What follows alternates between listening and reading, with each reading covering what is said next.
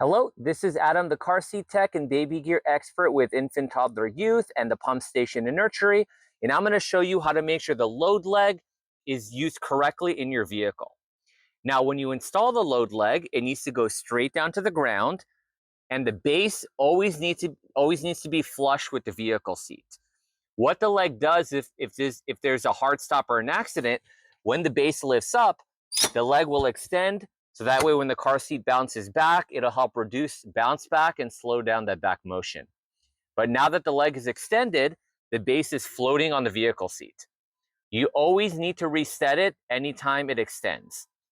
Right here on the bottom where the big brick looking thing is, there's a gray button. If you push that button, you're able to retract the leg, make sure the base is flush with the vehicle seat again, and then allow the leg to go straight down to the ground. There is a window near the front here that'll be green